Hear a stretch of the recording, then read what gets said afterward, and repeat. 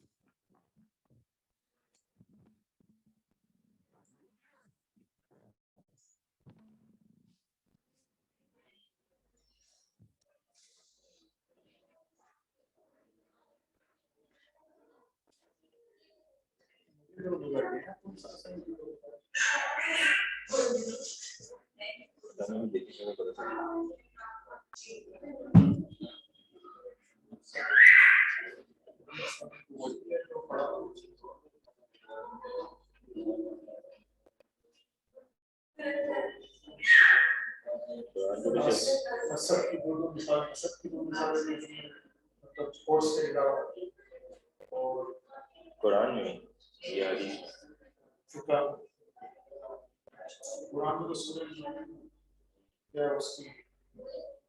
سورہ مریم میں کا شیخ صاحب نے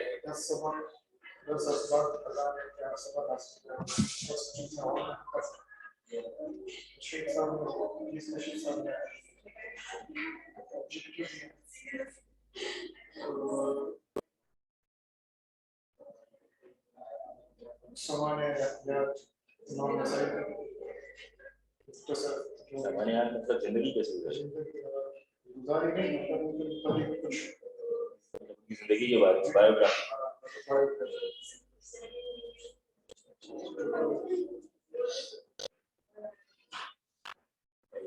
وہ اصطلاح ہو رہا تھا اس میں سے سوال دلائل شاہ وہ ایک ساتھ لمبا چوڑا سوال کیا سوال کوئی سننا اس کی مذمت یا اس میں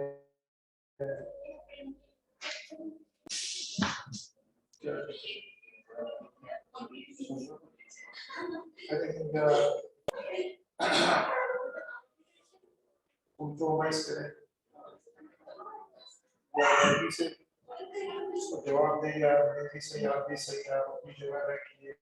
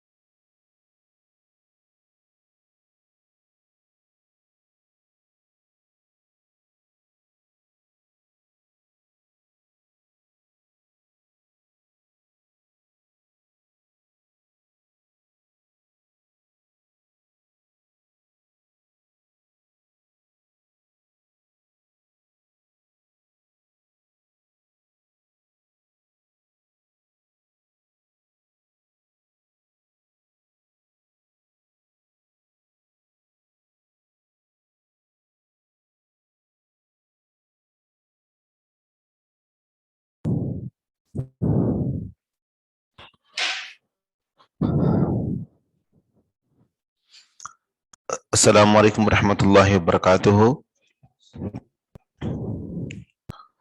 حدیث کا نمبر ہے 522. حدیث ہے کا باب جو قائم کیا ہے امام نسائی رحمہ اللہ نے، وہ یہ ہے کہ آخر وقت المغرب، مغرب کا آخری وقت کیا ہے، کس وقت تک ہم مغرب کی نماز ادا کر سکتے ہیں. 522 حدیث ہے عن عبداللہ بن عمرو قال شعبۃ کان قتادۃ یرفع احیانا بن عمر بن عاص رضی اللہ عنہ سے حدیث مروی ہے. حدیث کے جو راوی ہیں شعبہ بن حجاج، وہ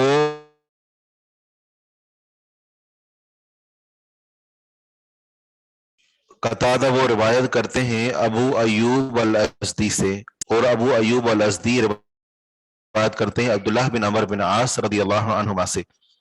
شعبہ فرماتے ہیں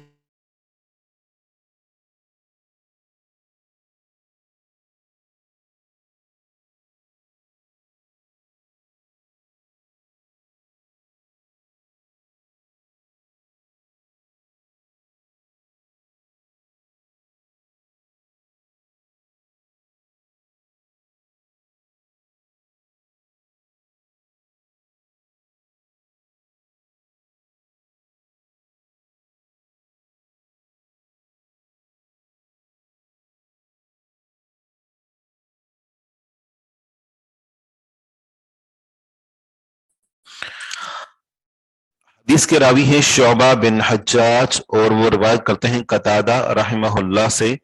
فرماتے ہیں کہ قتادہ رحمہ اللہ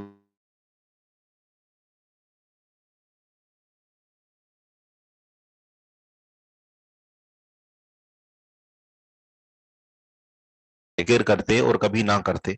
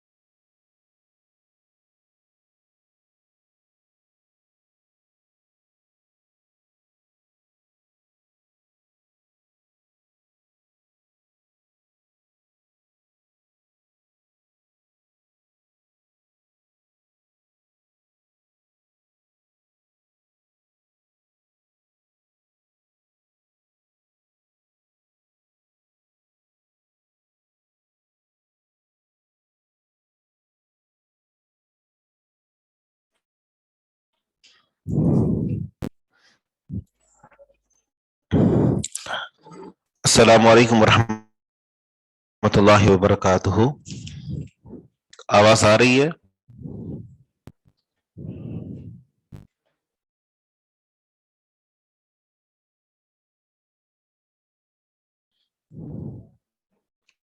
آواز آ رہی ہے؟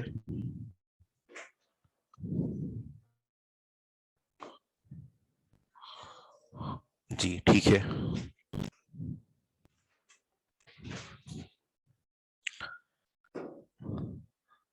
عبداللہ بن عمر بن عاص رضی اللہ عنہما فرماتے ہیں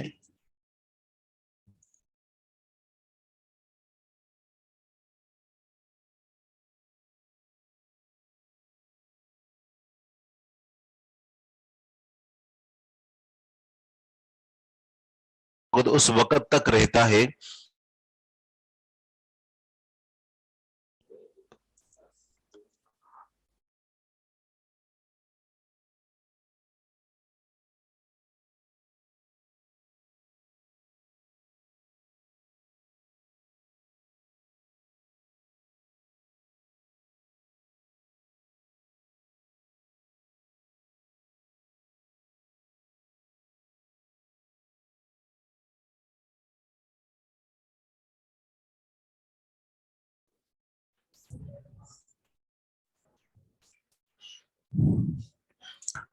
بھی آواز آ رہی ہے؟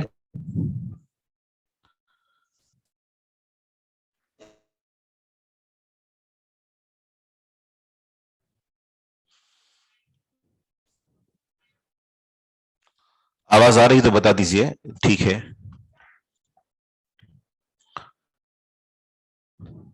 وقت صلاۃ الظہر ما لم تحضر العصر، ظہر کی نماز کا وقت تب تک رہتا ہے جب تک عصر حاضر نہ ہو.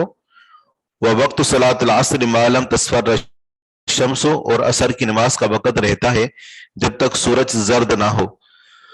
حدیث نمبر 522. وقت المغرب ما لم يسقط ثور الشفق، اور یہی سے استدلال ہے کہ مغرب کا وقت رہتا ہے، مغرب کا آخری وقت رہتا ہے ما لم یسقط، جب تک گر نہ جائے، ثور الشفق، سرخی کا پھیلاؤ، سرخی کی بلندی. ثار یثور ثورا، اس کا معنی ہوتا ہے کسی چیز کا منتشر ہو جانا، پھیل جانا یا بلند ہونا. تو یہاں پر مراد یہ ہے کہ جب تک شفق، جب تک سرخی کا پھیلاؤ ختم نہ ہو جائے، جب تک سرخی کی جو بلندی ہے وہ گر نہ جائے.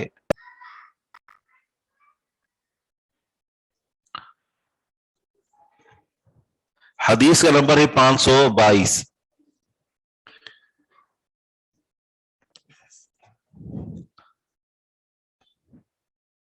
عبداللہ بن عمر بن عاص رضی اللہ عنہ سے یہ حدیث مروی ہے. قال شعبۃ، حدیث کے سند میں ایک راوی ہیں شعبہ، وہ کہتے ہیں کان قتادہ یرفعہ احیانا، قتادہ بن دعامہ السدوسی رحمہ اللہ کبھی تو اس حدیث کو مرفوع بیان کیا کرتے تھے، یعنی یہ کہا کرتے تھے کہ یہ آپ علیہ الصلوۃ والسلام نے فرمایا. واحیانا لا یرفعہ، اور کبھی کبھار اس حدیث کو مرفوع بیان نہیں کیا کرتے تھے. مطلب یہ تھا کہ یہ عبداللہ بن عمر بن عاص رضی اللہ عنہما کا اپنا قول ہے. اور اس کے اندر یہ ہے کہ ظہر کی نماز کا وقت رہتا ہے جب تک عصر حاضر نہ ہو، اور عصر کی نماز کا وقت رہتا ہے جب تک سورج زرد نہ ہو.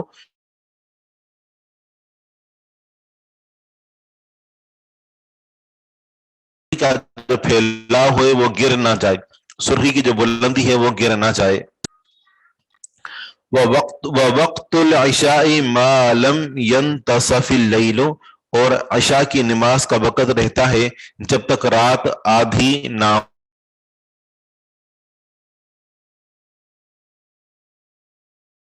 وقت رہتا ہے جب تک سورج طلوع نہ ہو. تو یہاں اس حدیث میں مغرب کی نماز کا آخری وقت بتایا گیا ہے، اور وہ یہ ہے کہ جب تک کہ جو افق کے اندر جو سرخی پھیلی ہوئی ہوتی ہے جب تک کہ وہ غائب نہ ہو جائے، وہ گر نہ جائے، اس کا پھیلاؤ ختم نہ ہو جائے. ٹھیک ہے. آگے حدیث ہے 523.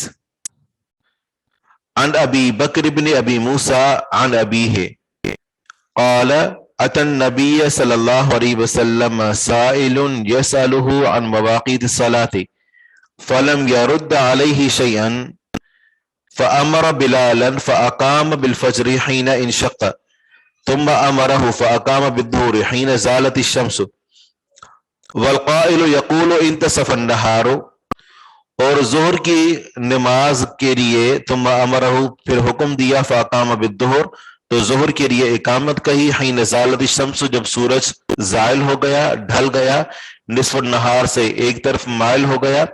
والقائل یقول، اور کہنے والا کہہ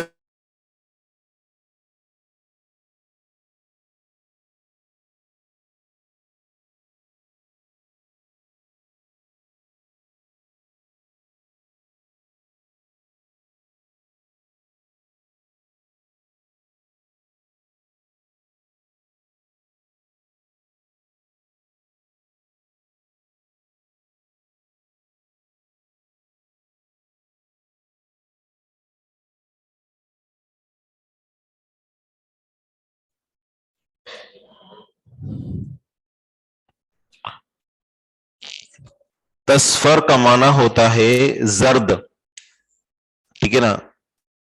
معلوم تصفر الشمس، جب تک سورج زرد نہ ہو. اور مغرب کا وقت رہتا ہے معلوم یسکت طور الشفق، جب تک شفق کا پھیلاؤ گر نہ جائے. مطلب یہ سورج کی جو ٹکیا ہے وہ سرخ نہ ہو غروب کے پہلے. نہیں، یہاں پر وہ جو پچھلی حدیث ہے نا اس بارے میں سوال کر رہے ہیں.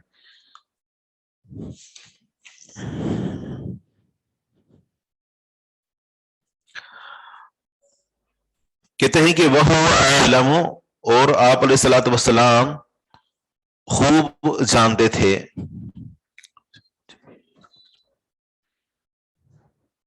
255 میں اشکال ہے.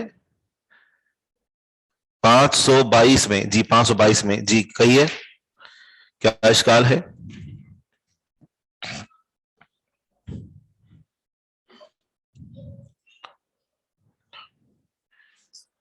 ابھی ہم پڑھ رہے ہیں، حدیث کا نمبر ہے 523، اور تقریباً یہ حدیث ہم نے پیچھے کئی مرتبہ تکرار کے ساتھ پڑھی ہے. ثم امره فاقام بالعصر والشمس مرتفعة ثم امره فاقام بالمغرب حين غربت الشمس ثم امره فاقام بالعشاء حين غاب الشفق ثم اخر الفجر من الغد حين انصرف ثم اخر الفجر. پھر آپ علیہ الصلوۃ والسلام نے فجر کو مؤخر کیا من الغد، دوسرے دن. پہلے دن کی نمازیں فجر سے سٹارٹ ہوئی اور سب نمازیں اول وقت میں پڑھی، اور ثم اخر، پھر دوسرے دن مؤخر کیا ظہر کو، ثم اخر، پھر مؤخر کیا یعنی فجر کی نماز کو. ثم اخر الفجر من الغد، دوسرے دن. حین انصرف، جب آپ علیہ الصلوۃ والسلام پھرے، سلام پھیرا. والقائل یقول طلعت الشمس، اس قدر روشنی ہو گئی کہ کہنے والا کہہ سکتا تھا کہ سورج شاید طلوع ہو چکا ہے. ثم اخر الظہر الى قریب من وقت العصر بالامس، پھر ظہر کو مؤخر کیا کل کے عصر کے وقت کے قریب قریب، یعنی ظہر کی نماز پڑھ کر فارغ ہوئے تو کل جو عصر کا وقت تھا وہ ہو چکا تھا. ثم اخر العصر، پھر دوسرے دن عصر کو مؤخر کیا. حتی انصرف والقائل یقول احمرت الشمس، جب عصر کی نماز سے پھرے تو کہنے والا کہہ سکتا تھا کہ سورج سرخ ہو گیا ہے. ثم اخر المغرب، پھر یہاں سے یہ استدلال ہے کہ دوسرے دن مغرب کو مؤخر کیا.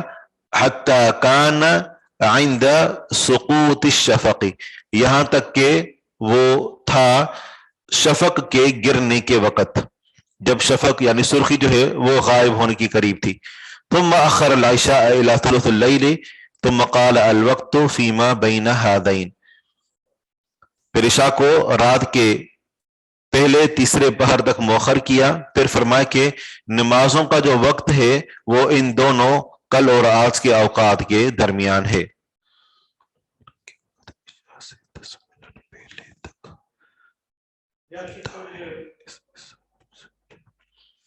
یعنی جو اس میں اصطلاح ہے کہ جب سرخی کا پھیلاؤ کم ہو جائے.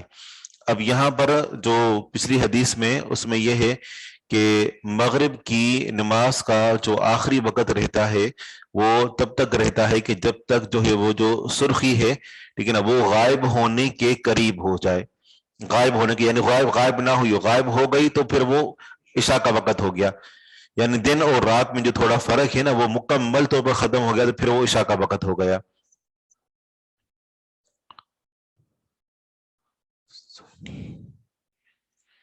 ہادین، یہ دونوں یعنی آج کا اور کل کا، یہ جو دونوں اوقات ہیں ان دونوں کے درمیان نماز کا وقت ہے. ہادین، ان دونوں یعنی کل کا اور آج کا، ان دونوں نمازوں کو جن کو ہم نے پڑھا ہے ان دونوں کے درمیان نماز کا وقت ہے. تو اس حدیث کے اندر یہ ہے کہ جب ایک سوالی نے سوال کرنے والے نے سوال کیا تو آپ علیہ الصلوۃ والسلام نے اس کو کوئی جواب نہیں دیا بلکہ عمل سے اس کے سامنے واضح کیا. ممکن ہے کہ جب سمجھاتے تو وہ نہ سمجھ پاتا تو عمل سے اس کو کر کے دکھایا. تو ایک تعلیم کا عملی طریقہ ہوتا ہے. 2 دن اس کو جو ہے وہ لگے اس میں، لیکن یہ کہ جب اس نے یہ سیکھ لیا تو ابھی زندگی بھر نہیں بھولے گا. تو یہ آپ علیہ الصلوۃ والسلام کا تعلیم کا طریقہ کار تھا.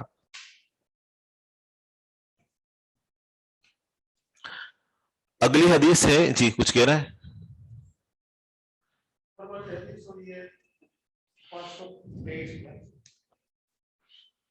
جی؟ مائک لیجیے،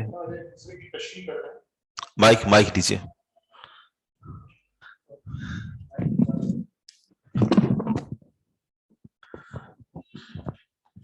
وہ شیخ صاحب وہ ہے نا فارمولا کے ایک حدیث دوسری حدیث کی وضاحت شرح کرتی ہے، وضاحت کرتی ہے، تفسیر کرتی ہے. تو یہ اوپر والی حدیث میں جو ہے ما لم تصفر الشمس، اور نیچے والی حدیث میں احمرت الشمس، مطلب معنی ایک ہی ہے کہ وہ سرخی کے قریب سرخ ہو گیا، سرخ ہو گیا دیا، جو اس کا جو طلوع ہونے کے بعد جو وقت تھا، جو رنگ تھا وہ تبدیل ہو گیا. مطلب یہاں جو صحابی کا بیان ہے اس سے محسوس ہوتا ہے کہ یہ ایک ناپسندیدہ وقت ہے، یعنی اس سے پہلے جو اصل اثر کا جو وقت ہے فضیلت والا وہ اس سے پہلے کا ہے. صحیح. لیکن مطلب ان سرخ بھی ہو جائے تو ایک جسے جو معذور ہے وہ مطلب اس وقت میں تو پڑھ سکتا ہے، وہ تو سورج غروب ہونے سے پہلے بھی پڑھ سکتا ہے، عذر ہے تو. لیکن یہ ناپسندیدہ وقت ہے. بالکل، اس کی یعنی سمجھے کہ ابھی وقت ختم ہو چکا. جب سورج کا رنگ تبدیل ہو جائے تو معنی یہ ہے کہ یہ ظہر کا جو سورج ہوتا ہے نا، اور یہ جو وقت ہوتا ہے تو اس معنی ہے کہ اب سایہ 2 مثل ہو چکا، اب سایہ 2 مثل سے آگے بڑھ چکا ہے، تو یہ ناپسندیدہ وقت ہے. حدیث کا نمبر ہے 524. عن جابر بن عبداللہ، حدیث کا شروع ہے آپ کے ہاں حسین بن بشیر سے. عن الحسین بن بشیر بن سلام عن ابیہ، حسین بن بشیر بن سلام اپنے والد بشیر بن سلام سے روایت کرتے ہیں، کہتے ہیں دخلت انا و محمد بن علی علی جابر بن عبداللہ الانصاری، کہ میں اور محمد بن علی بن حسین بن علی جابر بن عبداللہ رضی اللہ عنہ پر داخل ہوئے. فقلنا له اخبرنا عن صلاة رسول اللہ صلی اللہ علیہ وسلم، تو ہم نے کہا کہ آپ ہمیں رسول اللہ صلی اللہ علیہ وسلم کی نماز کے بارے میں خبر دیں. وَذَاكَ زَمَنَ الْحَجَّاجِ بن یوسف، اور یہ حجاج بن یوسف کے زمانے میں تھا، یعنی حجاج بن یوسف کے زمانہ چل رہا تھا. قال، تو جابر بن عبداللہ رضی اللہ عنہ نے فرمایا خرج رسول اللہ صلی اللہ علیہ وسلم فصلى الظہر حين زالت الشمس وكان الفيء قدر الشراك، نبی علیہ الصلوۃ والسلام نکلے، بس ظہر کی نماز پڑھی جب سورج زائل ہو گیا، نصف النہار سے ایک طرف ڈھل گیا. وكان الفيء، اور ہو گیا سایہ، وكان اور ہو گیا الفيء سایہ، قدر الشراک تسمے کے بقدر، تسمہ جوتی کا جو تسمہ ہوتا ہے اس کے بقدر. جی ہاں، تو اب یہ جو سایہ تھا یہ جو سورج نصف النہار پر ہوتا ہے، اور اس وقت یہ جو اصلی سایہ ہوتا ہے اس سائے کے بعد یہ سایہ تھا. ٹھیک ہے نا. وکان شراک وکان الفیء قدر شراک، سورج جب ایک طرف ڈھل گیا تو اب سایہ تھوڑا سا ہونا جو ہے وہ شروع ہو چکا تھا، اس کا آغاز ہونا شروع ہوا تھا. ثم صلی العصر حين كان الفيء قدر الشراك وظل الرجل، پھر آپ علیہ الصلوۃ والسلام نے عصر کی نماز پڑھی کہ جب ہو گیا سایہ تسمے اور آدمی کے سائے کے بقدر. تو یہ جو تسمے کے برابر جو یہ سایہ تھا، تو یہ وہ سایہ تھا جو اصلی سایہ ہوتا ہے. ٹھیک ہے، اصلی سایہ سے مراد کیا ہے کہ جب سورج بالکل درمیان میں پہنچ جائے، تو آپ کو معلوم ہے کہ سورج گرمیوں کے دنوں میں اس طرف سے طلوع ہوتا ہے، تھوڑا سا جو ہے یعنی یہ جنوب کی طرف تھوڑا سا جو ہے وہ مائل ہو جاتا ہے، اور جبکہ جو ہے سردیوں میں وہ تھوڑا سا شمال کی طرف جو ہے وہ چلا جاتا ہے. تو اب جب زمین سے جب سیدھا اوپر کی طرف جاتا ہے اور سر کے اوپر آئے گا تو تھوڑا سا مڑ کر وہ گزرتا ہے، تو جب سر کے اوپر بھی بالکل آتا ہے تو پھر بھی تھوڑا سا سایہ موجود رہتا ہے، بالکل نصف النہار پر بھی ہوگا پھر بھی معمولی سایہ موجود ہوگا. سردیوں میں بھی گرمیوں میں بھی، سردیوں میں زیادہ ہوتا ہے اور گرمیوں میں تھوڑا ہوتا ہے. تو یہ جو ہے اصلی سایہ کہتے ہیں، اور اس سائے کی کوئی اہمیت نہیں ہے. ٹھیک ہے نا. جو اصل سایہ جو شروع ہوتا ہے وہ تب ہوتا ہے کہ جب آدمی کا سایہ اپنا شروع ہو.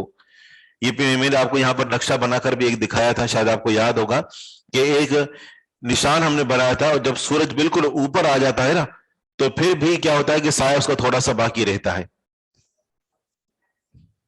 جی بتایا تھا نا, کیا کہہ رہے ہیں؟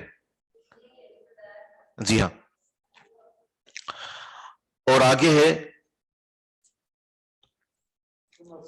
ثم صلی العصر حين كان الفيء قدر الشراك وذل الرجل.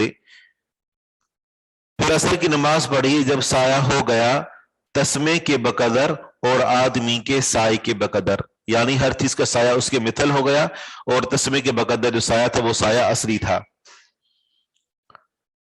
ثم صلی المغرب حين غابت الشمس ثم صلی العشاء حين غاب الشفق ثم صلی الفجر حين طلع الفجر ثم صلی من الغد الظہر. پھر اب یہ دوسرے دن کی نمازیں شروع ہوئیں, ظہر کے وقت سے دوسرے دن سے آخری وقت میں نمازیں پڑھانا شروع کی. حین کان الظل طول الرجل, ظہر کی دوسرے دن جو نماز پڑھے اس وقت پڑھائی جب آدمی کا سایہ اس کے مثل ہو گیا. اس میں اگر اصلی سایہ بھی شمار کریں تو مانا یہ کہ آدمی کا سایہ اس کے تقریباً برابر ہو چکا تھا, لیکن ابھی مکمل برابر نہیں ہوا تھا. تو کیونکہ اگر مکمل برابر ہو جاتا پھر تو اثر کا وقت شروع ہو جاتا, ٹھیک ہے نا. اچھا تھوڑا سا جی جی.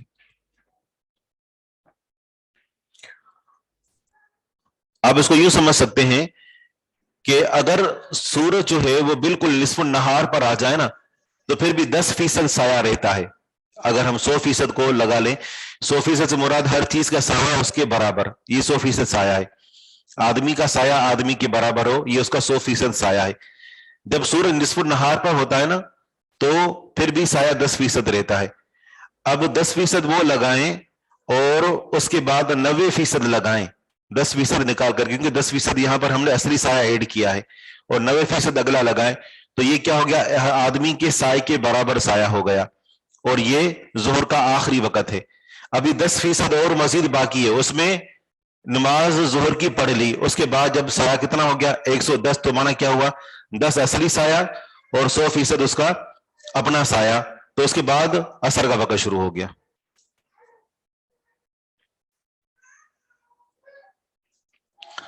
پھر دوسرے دن ثم صلی العصر حين كان ظل الرجل مثلیہ, پھر دوسرے دن عصر کی نماز پڑھی جب آدمی کا سایہ اس کے 2 مثل ہو گیا. قدر ما یسیر الراکب سیر العنق الى ذی الحلیفۃ, اس قدر وقت تھا مغرب کی نماز میں کہ یسیر راکب, کہ چلتا سوار شخص, سیر العنق کی درمیانی چال, الى ذی الحلیفۃ, ذی الحلیفہ تک.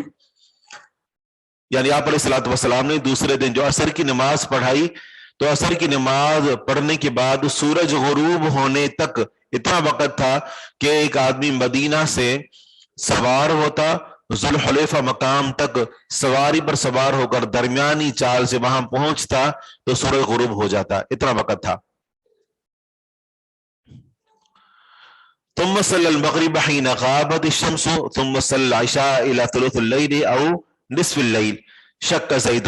پھر آپ علیہ الصلوۃ والسلام نے جو دوسرے دن عشاء کی نماز پڑھائی وہ رات کے تیسرے پہر تک یا آدھی رات تک تھا, تو زید کو راوی کو شک ہے.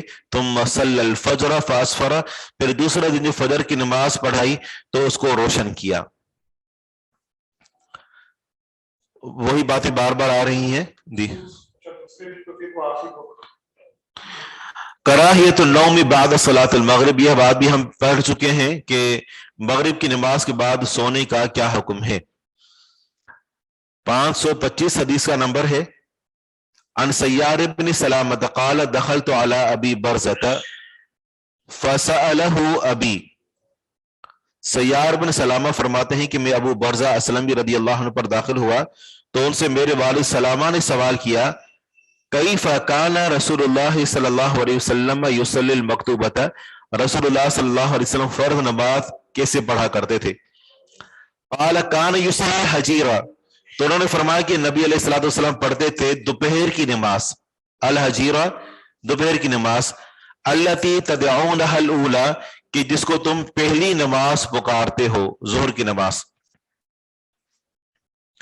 حین تدحد الشمس، جب سورج ڈھل جاتا، تدحد یعنی تزول کے معنوں میں ہے، وکان یصلی العصر حین یرجع احدنا الی رحلہ فی اقصی المدینہ والشمس حیۃ، اور عصر کی نماز پڑھاتے اس وقت کہ جب ہم میں سے کوئی ایک اپنے گھر کی طرف مدینے کے انتہائی کونے میں واپس لوٹتا، اس حال میں کہ سورج زندہ ہوتا۔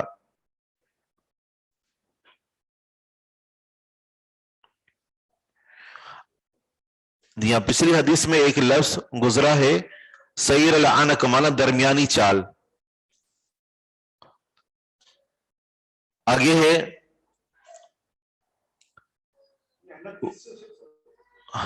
ایک سواری کے چلنے کا ایک نام ہے درمیانہ چال۔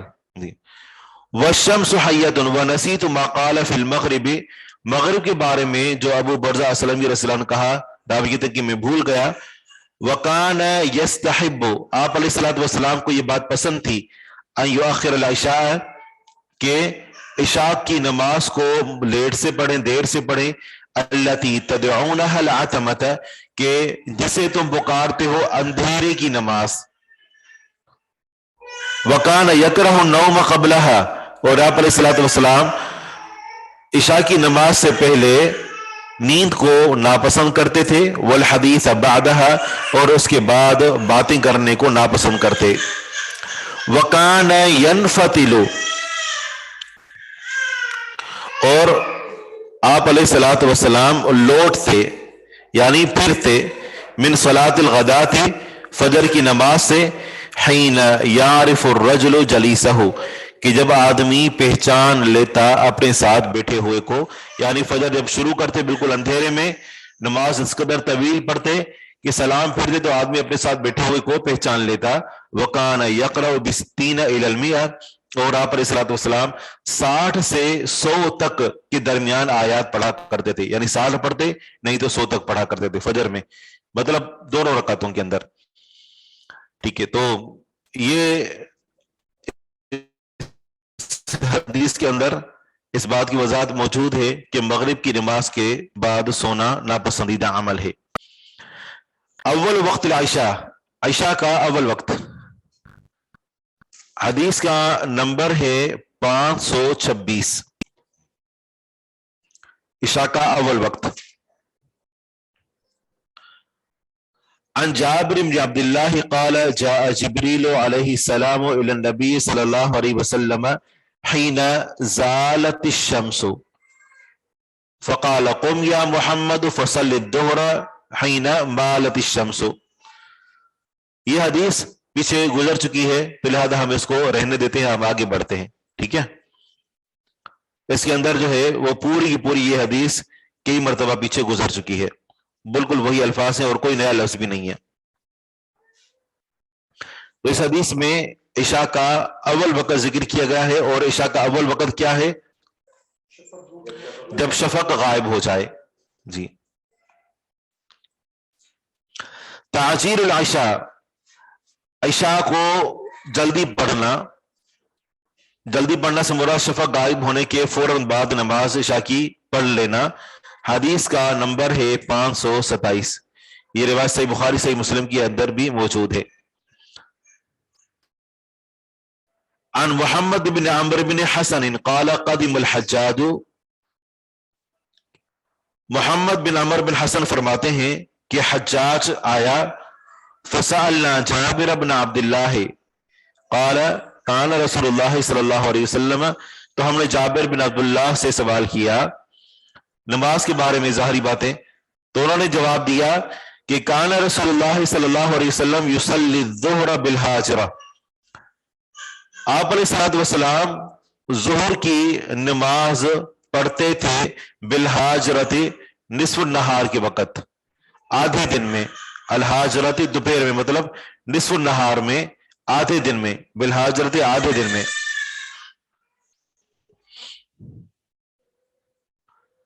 والعصر اور عصر کی نماز پڑھتے والشمس بیضاء نقیۃ اس حال میں کہ سورج سفید ہوتا صاف ہوتا مطلب ہے کہ اس کی چمک میں کوئی فرق نہیں آیا ہوا ہوتا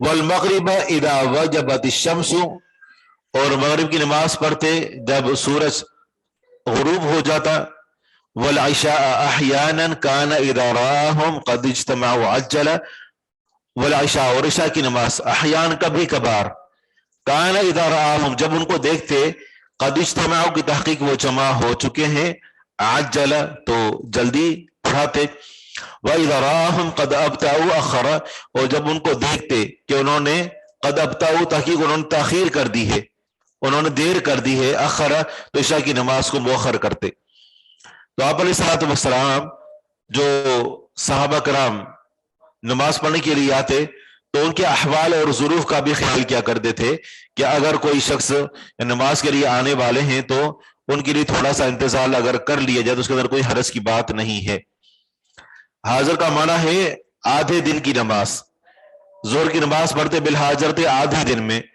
یہاں پر وضاحت نہیں ہے لیکن اگرچہ دوسری حدیث کے اندر وضاحت موجود ہے حاضر کا معنی ہے دوپہر کو آدھے دن میں جی ابطأوا کا معنی ہے کہ انہوں نے دیر کر دی ہے اسی سے لفظ بطیء سست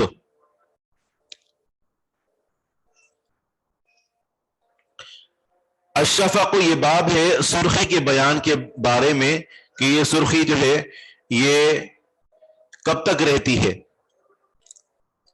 عن النعمان بن بشیر قال انا اعلم الناس بمیقات هذه الصلاة عشاء الاخرہ نعمان بن بشیر رضی اللہ عنہ فرماتے ہیں کہ انا اعلم الناس میں لوگوں میں سے سب سے بڑھ کر جاننے والا ہوں لوگوں میں سے سب سے بڑھ کر مجھے علم ہے بمیقات هذه الصلاة اس نماز کے وقت کا عشاء الاخرت آخری عشاء تو مغرب کو العشاء الاول کہتے ہیں اور الاولا اور اس کو العشاء الاخرہ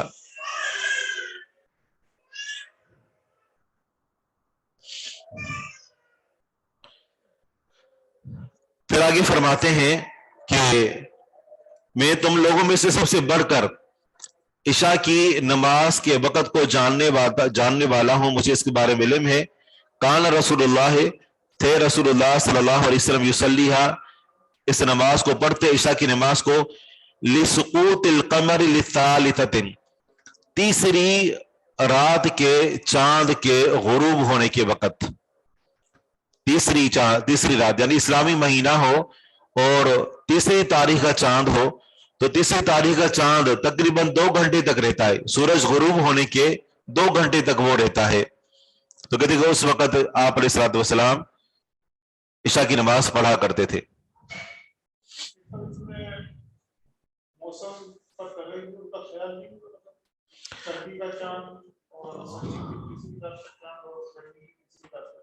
چاند کے اوقات تو وہی ہیں چاند کے سردی اور گرمی سے چاند کے جو ہے وہ یعنی ٹھہراؤ اور اس کے اوپر کوئی فرق نہیں پڑتا سردیوں میں سردی کے جو موسم میں اس میں چاند زیادہ رہتا ہے ممکن ہے کہ بادلوں کی وجہ سے دکھائی دیتا ہو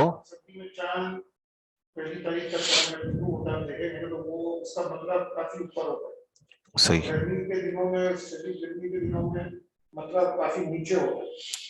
اس کی وجہ شاید یہ ہو سکتی ہے کہ گرمیوں کے واللہ عالم پھر کچھ سمجھ نہیں آتا یہ معاملہ جیسے آپ ذکر کر رہے ہیں ٹھیک ہے نا بلکہ ہاں ٹھیک ہے صحیح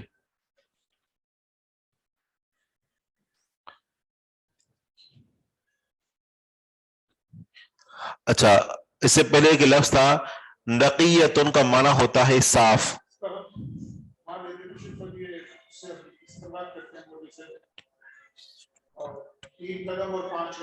جی جی ہاں ٹھیک ہے ہاں یہاں سے یہ بات سمجھ آ سکتی ہے جی بالکل اس حدیث کا مطلب یہ ہے کہ نعمان بن بشیر رضی اللہ عنہ جو صحابی ہیں، تو انہوں نے لوگوں کو فرمایا کہ میں تم سے سب سے بڑھ کر یہ جو دوسری عشاء ہے، عشاء جو ہم پڑھتے ہیں نا، جس کو ہم عشاء کا نام دیتے ہیں، عشاء الآخرہ، آخری عشاء، اس کا وقت تم سب سے بڑھ کر جانتا ہوں کہ آپ علیہ الصلوۃ والسلام عشاء کی نماز کس وقت پڑھا کرتے تھے۔ آپ علیہ الصلوۃ والسلام عشاء کی نماز اس وقت پڑھتے تھے کہ جب اس کا اندازہ آپ یوں لگائیں کہ اسلامی مہینہ ہو اور تیسرا جو ہے وہ دن ہو، ٹھیک ہے نا، اور یعنی تیسری ابھی جو ہے وہ تاریخ ابھی رات کو ہونے والی ہے، تیسری تاریخ کا چاند ہو، تیسری رات مطلب اس کا جو ہے وہ چاند ہو جائے، تو وہ چاند روزانہ چاند جو ہے وہ طلوع ہوتا ہے اور غائب ہوتا ہے۔ پہلی کا جو چاند ہوتا ہے تو وہ بہت جلدی غائب ہو جاتا ہے، ٹھیک ہے نا، شاید 15-20 منٹ کے اندر یا زیادہ سے زیادہ شاید آدھے گھنٹے کے اندر۔ آپ دیکھتے ہیں نا جب رمضان کا چاند ہو، عید کا چاند ہو، تھوڑی دیر نظر آتا ہے پھر غائب ہو جاتا ہے۔ دوسرے جو دن ہوتا ہے، دوسرا دن، اور یہ ہے کہ اب دوسری کا جب چاند طلوع ہونے والا ہے تو پھر کیا ہے کہ وہ جو چاند ہوتا ہے وہ تھوڑی دیر مزید رہتا ہے، لیکن پھر بھی شفق اور افق کے اندر وہ روشنی موجود ہوتی ہے، اور اس کے بعد وہ غائب ہو جاتا ہے۔ اور تیسرے دن جب سورج یا چاند جو طلوع ہوتا ہے تو وہ اس وقت غائب ہوتا ہے کہ جب جو شفق کے اندر پھیلی ہوئی، افق کے اندر پھیلی جتنی بھی وہ سرخی ہے نا، وہ ساری غائب ہو جاتی ہے، تو پھر اس کے بعد چاند غائب ہو جاتا ہے۔ سکوت کا معنی ہوتا ہے گر جانا۔ تو جب تیسری اسلامی تاریخ ہو، اور آج مثال کے طور پر آج تیسری تاریخ ہو چکی، ٹھیک ہے نا، رات سے وہ شروع ہو جاتا ہے نا اسلامی دن، تو یعنی رات سے شروع ہوتا ہے، تو اب کل تیسری تاریخ ہونی ہے، تو آج جو کہ چاند تھا وہ تقریباً مغرب سورج غروب ہونے کے تقریباً 2 گھنٹے تک رہے گا، اور اس کے بعد وہ غائب ہو جائے گا۔ تو روزانہ چاند جو ہے وہ غائب ہوتا رہتا ہے، پہلی تاریخ کو جلدی غائب ہوتا ہے، دوسری تاریخ کو تھوڑا دیر سے، اور تیسری تاریخ کو جب وہ مکمل شفق غائب ہو جاتی ہے تو اس کے بعد چاند بھی غائب ہو جاتا ہے، ٹھیک ہے، چاند آہستہ آہستہ چھپ جاتا ہے۔ تو یہ مطلب ہے کہ آپ علیہ الصلوۃ والسلام عشاء کی نماز کب پڑھتے تھے؟ جب سورج جو ہے وہ اچھی طرح غائب ہو، یا چاند جو ہے وہ اچھی طرح غائب ہو جاتا، اور اسی طرح جو سرخی ہوتی ہے، شفق ہوتی ہے، وہ بھی اچھی طرح غائب ہو جاتی۔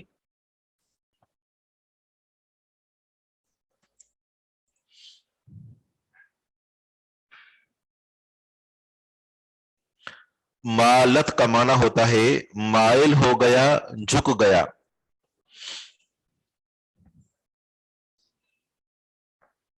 واضح ہے؟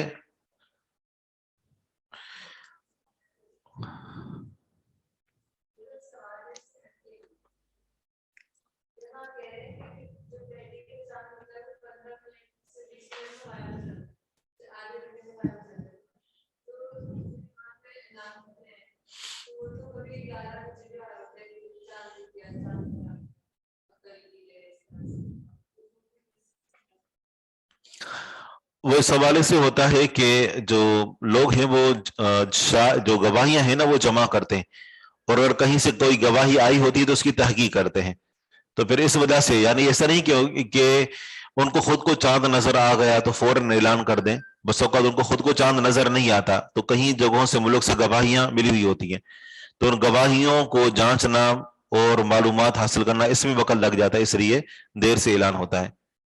مالت الشمس، سورج ڈھل گیا۔ شیخ جب پہلی کا چاند جلدی چلا جاتا ہے تو عید کا چاند کا 11 بجے کیسے نظر آتا ہے؟ ٹھیک ہے، وہی سوال ہے۔ مکث کا مطلب ہے ٹھہرے۔ دوسری حدیث بھی اسی طرح ہی ہے، ان نعمان بن بشیر قال واللہ انی لأعلم، یہاں پر انہوں نے قسم کھائی، انی لأعلم الناس بوقت هذه الصلاة صلاة العشاء الآخرة كان رسول اللہ صلی اللہ علیہ وسلم يصليها لسقوط القمر لثالثة، تیسری رات کے چاند کے گرنے کے وقت عشاء کی نماز کو پڑھا کرا کرتے تھے۔ ما یستحب من تاخیر العشاء، عشاء کو کس وقت تک مؤخر کرنا مستحب ہے؟ عن عوف عن سیار بن سلامة قال دخلت انا وابی على أبي برزة الأسلمي فقال له أخبرنا كيف كان رسول الله صلى الله عليه وسلم يصلي المكتوبة قال كان يصلي الهجيرة التي تدعونها الأولى حين تضحى الشمس وكان يصلي العصر ثم يرجع أحدنا إلى رحله في أقصى المدينة والشمس حية قال ونسيت ما قال في المغرب قال وكان يستحب أن تؤخر صلاة العشاء التي تدعونها العتمة. آپ علیہ الصلوۃ والسلام پسند کرتے تھے کہ عشاء کی نماز کو مؤخر کیا جائے کہ جس کو تم اندھیرے والی نماز پکارتے ہو. قال وكان يكره النوم قبلها والحديث بعدها وكان ينفضل من صلاة الغداة. ينفضل لوٹتے تھے فجر کی نماز سے، صلاۃ الغداء صبح کی نماز سے لوٹتے تھے، مطلب سلام پھرتے تھے. حين يعرف الرجل جليسه وكان يقرأ ب60 الى 100. یہ حدیث بھی ہم نے پڑھ لی تھی. اگلی حدیث ہے عن ابن جریج قال قلت لعطاء ای حین احب الیک. ابن جریج فرماتے ہیں کہ میں نے عطا رحمہ اللہ سے کہا ای حین احب الیک، کون سا وقت آپ کو زیادہ پسند ہے، ان اصلی العتمۃ، یہ کہ میں اندھیرے والی نماز یعنی عشاء کی نماز پڑھوں، امامن چاہے امام کی صورت میں او خلمن یا تنہائی میں. اگر میں امام بن کر لوگوں کو نماز پڑھا رہا ہوں یا تنہائی میں نماز پڑھ رہا ہوں تو کون سا وقت عشاء کی نماز کا آپ کے ہاں زیادہ پسند ہے؟ تدحد کا معنی ہے کہ جب ڈھل جاتا.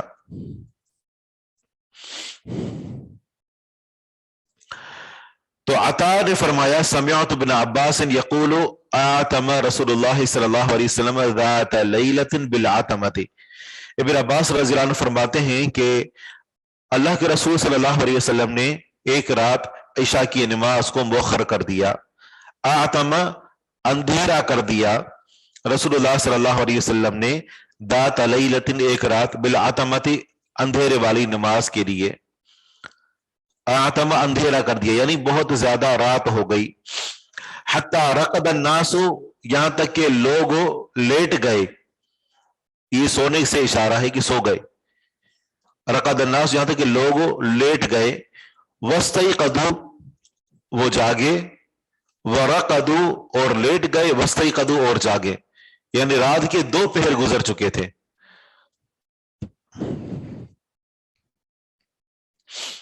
فقام عمر فقال الصلاة الصلاة. عمر رضی اللہ عنہ کھڑے ہوئے اور پکارا نماز نماز، یعنی آپ علیہ الصلوۃ والسلام کو اطلاع کر دی. قال عطاء قال ابن عباس خرج نبی اللہ صلی اللہ علیہ وسلم. ابن عباس رضی اللہ عنہ فرماتے ہیں کہ نبی صلی اللہ علیہ وسلم نکلے. کأنی انظر الیہ الآن.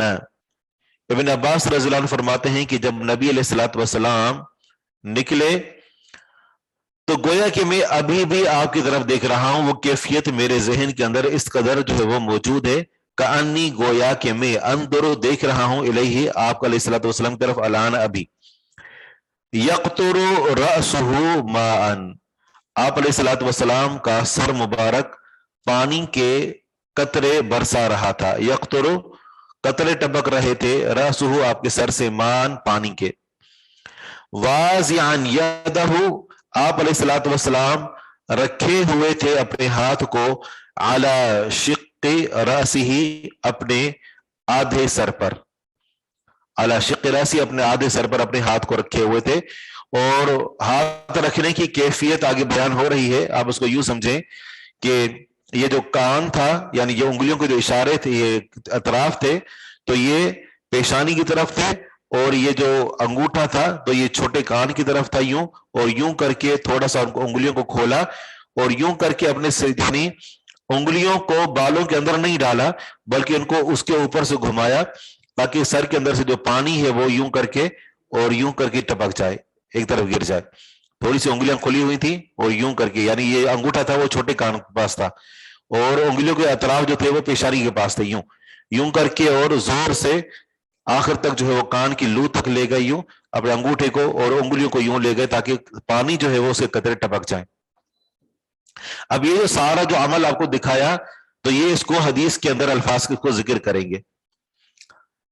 واضیان یدہ، اس حال میں کہ آپ علیہ الصلوۃ والسلام اپنے ہاتھ کو رکھے ہوئے تھے علی شق راسہ، اپنے آدھے سر پر.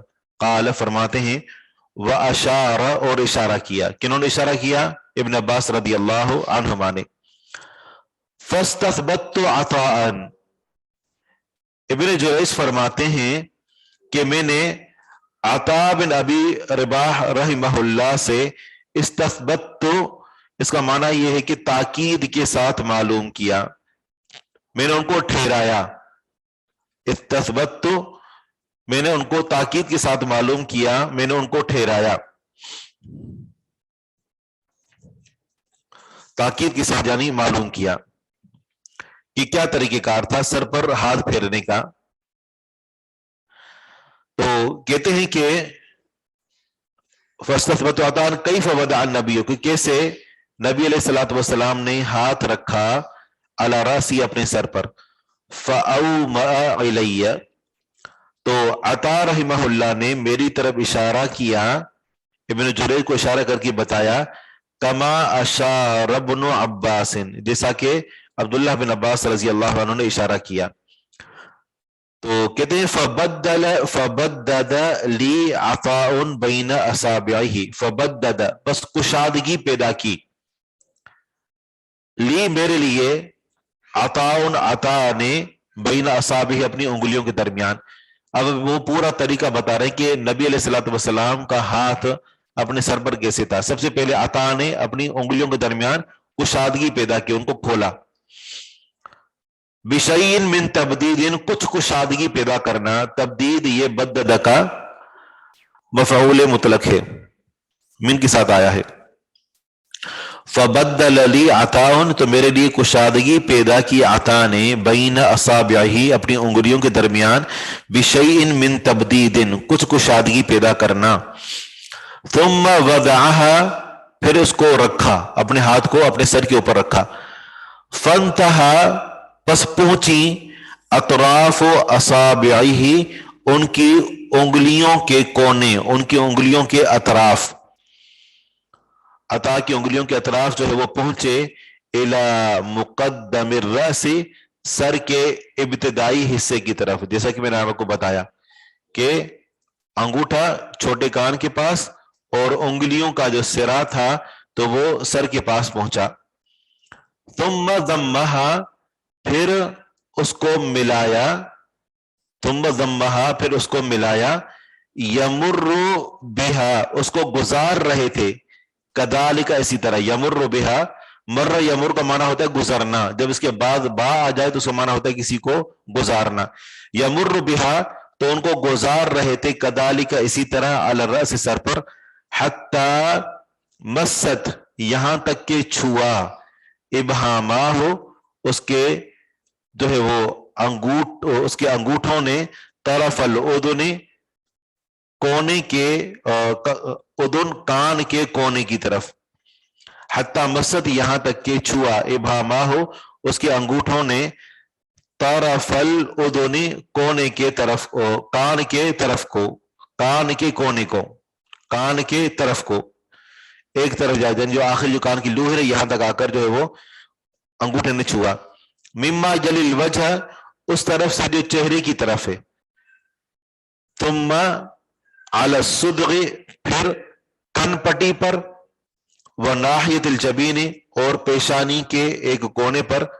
لا یقصر ولا یبطش، لا یقصر، نہ تو کھول رہے تھے، ولا یبطش، اور نہ پکڑ رہے تھے، یعنی بالوں کو نہ تو مکمل کھولا ہوا تھا اور نہ ہی ان کو مکمل پکڑا ہوا تھا. الا کذالک، مگر اسی طرح. ثم قال، پھر فرمایا، لولا ان اشق علی امتی، اگر مشقت نہ ہوتی، اگر لولا ان اشق علی امتی، اگر میں مشقت نہ کرتا اپنی امت پر، یعنی مجھے مشقت کا ڈر نہ ہوتا اپنی امت پر. لامرتہم، تو البتہ میں انہیں حکم دیتا، ان یصلوا، اللہ یصلوها، کہ عشاء کی نماز نہ پڑھیں، الا ہکذا، مگر اس طرح، یعنی اس وقت کہ جب لوگ اچھی خاصی رات ہو گئی، سو گئے، پھر اٹھ گئے، پھر سو گئے، دوبارہ سے اٹھے، تو اس وقت میں لوگوں کو نماز پڑھنے کا حکم دیتا. تو یہ ساری جو تفصیل ہے تو یہ نبی علیہ الصلوۃ والسلام کو جو صحابی نے دیکھا تھا کہ آپ علیہ الصلوۃ والسلام نے کس طریقے سے اپنے سر پر ہاتھ پھیرا، تو باقاعدہ وہ کیفیت بھی ان کو کر کے دکھائی، اور پھر تابعی نے تبع تابعی کو پوری کیفیت اپنے ہاتھ سے کر کے دکھائی. تو یہ ہوتا ہے روایات کے اندر بیان کرنے میں احتیاط سے کام لینا. ٹھیک ہے، تو ٹائم ہو چکا ہے، یہیں پر اکتفا کرتے ہیں. سبحانک اللہم و بحمدک، اشہد ان لا الہ الا انت، استغفرک و اتوب الیک.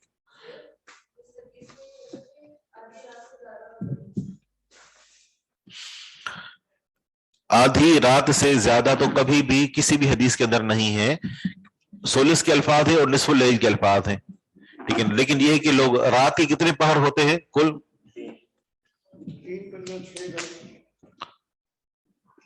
عام طور پر ہمارے ہاں جو استعمال ہوتے ہیں وہ لوگوں کے ہاں مختلف ہوتے ہیں. ہمارے ہاں 8 پہر بولتے ہیں، 8 پہر، رات کی 8 پہر ہوتے ہیں. تو اگر ہم جو ہے وہ 3 پہر شروع کے لگا لیتے ہیں، یعنی 3 پہر اگر یہ لگا لیتے ہیں، تو پھر اس لحاظ سے یعنی رات کا ہی ثلث جا کر بنتا ہے.